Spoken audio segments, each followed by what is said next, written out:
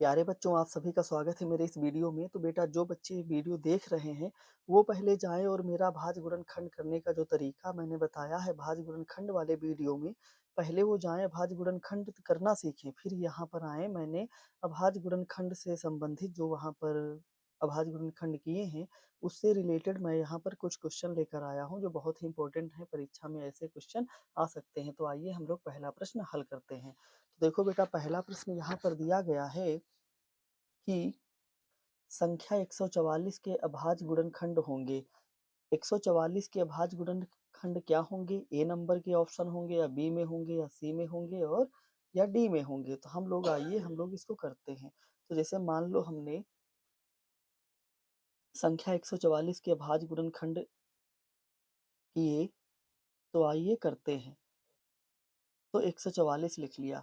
अब सम नंबर है तो 2 से काटो। 2 सती 14, 2 दूनी 4 और 2 तिया 6, 1 बचा 12, 2 छंग 12 और 2 एकम 2 और 1 बचा तो 16 हो गया। तो 2 अठी 16 और 2 नवा 18 और 3 त्रिका 9 और 3 एकम 3। तो 144 के क्या हो गए? ये बेटा गुणनखंड हो गए। तो अब हम लोग देखते हैं कि 144 के जो फैक्टर निकले हैं, 2 2 2 और 2 कितनी बार? 4 बार। तो मतलब ये 2 की घात 4 लिख दो। क्या लिख दो? 4। मतलब 2 गुणे 2 गुणे 2, 4 बार ना लिखो, 2 की घात 4 लिख दो। और 3 3 कितनी बार आए हैं? 2 बार। तो 3 की घात 2। तो क्या देखो ऐसा ऑप्शन में कहीं दिख रहा है? तो देखो 2 की घात 4 और गुणे 3 की घात 2, पहला ही ऑप्शन मिल गया। तो ये वाला सही है। संख्या 144 के भाज्य गुणनखंड क्या होंगे? ये वाले होंगे।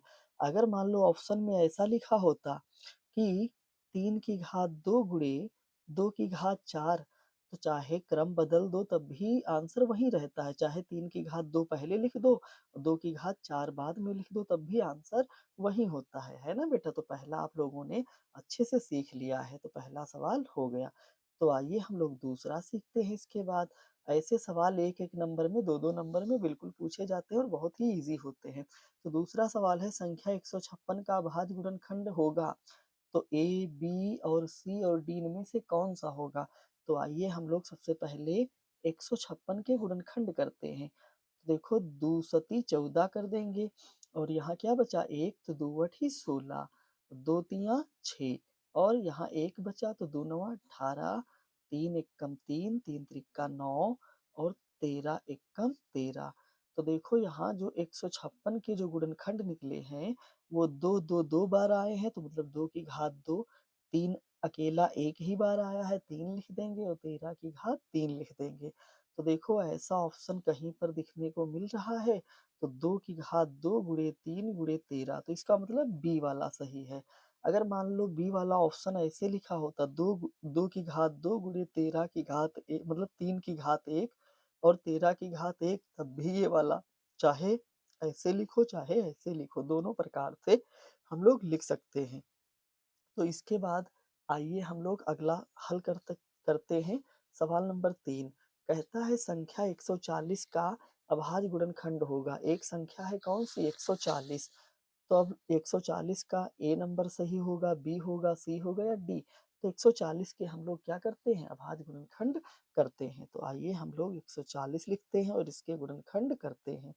तो 2 सती 14, जीरो उतार दो ऐसे ही जीरो वाले में। 2 तिया 6, 1 बचा तो यहाँ आ गया 10 हो गया। 2 पंचे 10। अब इसको 3 से काटेंगे, 3 एकम 3, लेकिन 5 नहीं कटेगा तो 5 से काट देंगे। 5 सते 35 और 7 एकम 7। तो जो 140 है इसके गुणनखंड क्या आ गए? 2 2 2 बार आए हैं, तो 2 की घात 2 और यहाँ आया है 5 और गुणे 7। तो ऐसा ऑप्शन कहाँ पर देखने को मिल रहा है? तो 2 की घात 2 गुणे 5 और गुणे 7, इसका मतलब ऑप्शन नंबर सी सही है। तो आप लोग बेटा अच्छे से समझ पा रहे होंगे, है ना? अगर मान लो ऑप्शन में ऐसे ना दिया होता, ये ऐसे दिया होता 2 गुणे 2 गुणे 5 गुणे 7, तब भी यही तो मतलब है इसका, तो यही सही होता। अब आइए हम लोग अगला क्वेश्चन नंबर 4 देखते हैं। तो क्वेश्चन नंबर बेटा जो 4 दिया है हम लोगों का, कह रहा है संख्या 144 के, अब समझना बहुत आसान सवाल है।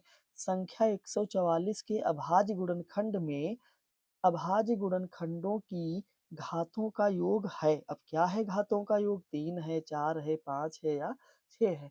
तो सबसे पहले हम लोग क्या कर लेते हैं बेटा, जो ये संख्या 140 दी है, 144 दी है, इसके भाज्य गुणनखंड कर लेते हैं।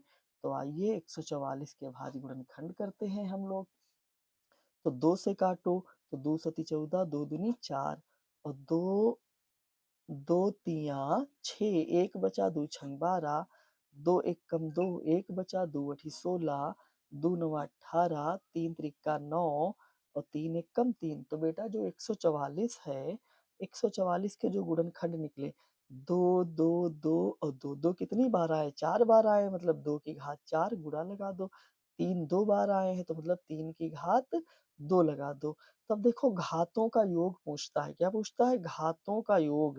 कहता भाज्य गुणनखंडों की घातों का योग। तो घातों का योग बेटा जो हो जाएगा भाज्य गुणनखंडों की, तो देखो 4 मतलब 2 की घात 4 आई है और प्लस 2 आया है, तो 4 2 6। तो घातों का योग कितना आ जाएगा? 6।